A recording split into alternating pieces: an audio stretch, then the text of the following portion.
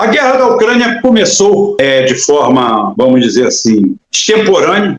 Os serviços de inteligência davam conta que a Rússia iria invadir, acabaram as Olimpíadas de Inverno na China e disseram que esse foi o detonador. Mas o detonador foi outro. O grande detonador da guerra da Ucrânia foi a impossibilidade de você manter a condição dos seus cidadãos em outro país, em repúblicas.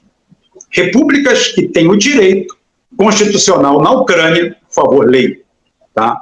Na Ucrânia, qualquer república pode fazer um plebiscito e se tornar independente. Na Rússia também. Tá? Por que não fazem isso? Porque não é satisfatório, não é interessante. Mas podem fazer? Podem.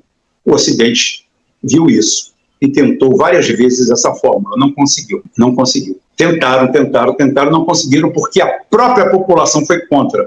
Dava para ganhar com um grupo de canalhas, de golpistas, tá? Como a guerra da Chechênia. Quem foi pedir ao Putin a Segunda Guerra da Chechênia? Os chechenos. Porque turcomanos foram para lá dominar o cenário. E eles queriam continuar pertencendo à Rússia, à Federação Russa.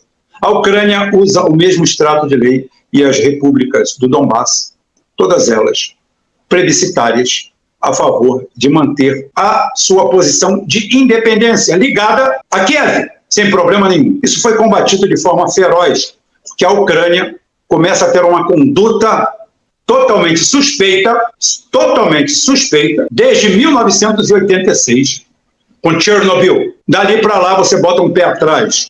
Quando a Ucrânia abre as portas, por que a Rússia desenvolveu o RS-24 Yars e o RS-28 Sarmat, já que eles têm o RS-36 Voevoda, que é Voda. Por que fizeram isso?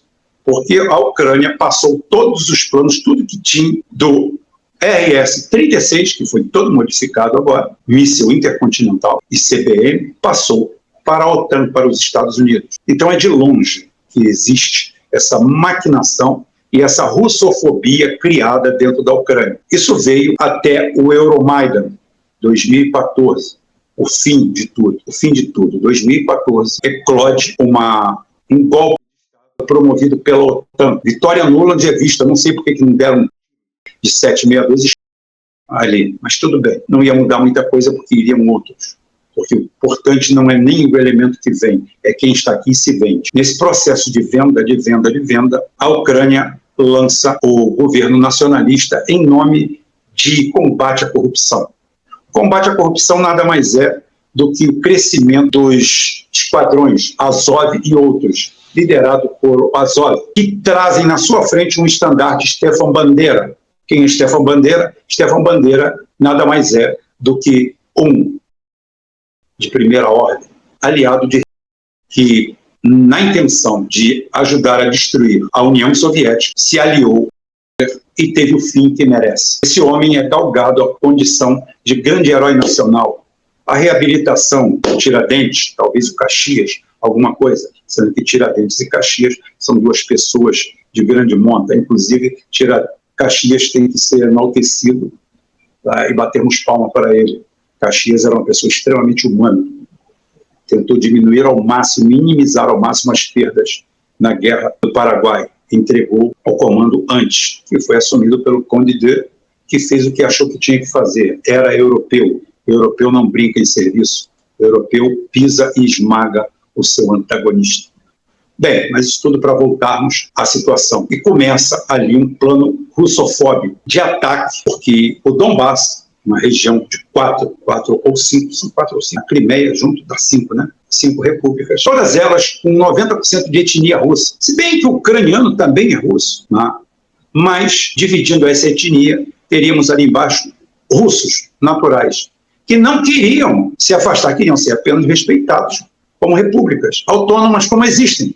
Várias na Rússia, são 7, eu acho, não sei, não lembro, que são guardadas, por isso que há um grande acordo ecumênico religioso na Rússia, onde temos efetivamente várias correntes religiosas sem haver choques, várias etnias sem haver choque, exatamente em cima disso aí, da Federação Russa. Os oblastos, as repúblicas, tudo isso aí. Mas isso aqui não é aula de geografia. Isso aqui a gente falar o que aconteceu. E nesse processo, o Esquadrão Azov e outros nazistas paramilitares com apoio militar descem para o Donbass e inicia-se praticamente uma guerra civil. 10 mil cidadãos russos foram assassinados. Existem casos horríveis. Gente chacinado dentro de sindicato de prédio, queimado vivo. Isso indignaria qualquer um.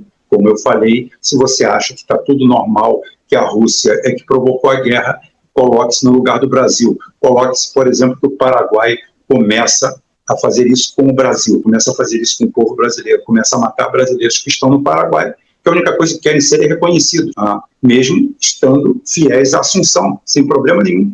Somos brasileiros, vamos continuar brasileiros, mas estamos aqui, juramos a bandeira, a mesma coisa que os texanos de Araque fizeram a bandeira do México, lá em 1820, mais ou menos, quando juraram o idioma espanhol, a religião católica e a bandeira mexicana, para depois, em 1835, traírem tudo com a ajuda dos Estados Unidos e da França, e depois de 9 anos se entregarem de mãos dadas ao Império Sionista americano que já se formava. Depois foi só roubar o resto do México, mas isso é história, a gente conta depois.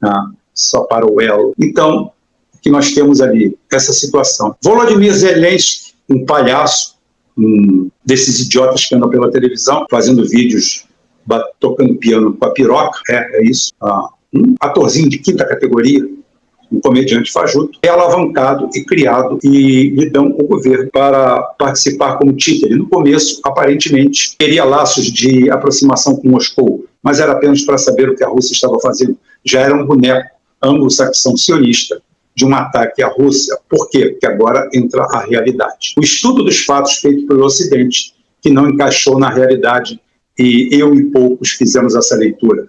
Eu e o Wellington, eu e o Rafael, nós fizemos essa leitura direto aqui. Eu e o Carlos Machado, nós aqui fizemos essa leitura, sempre aqui, fazendo essa leitura certinha, corretinha, como está aqui hoje. Sem ter que fazer malabarismo, sem dizer que a Rússia virou a guerra. A Rússia não virou a guerra.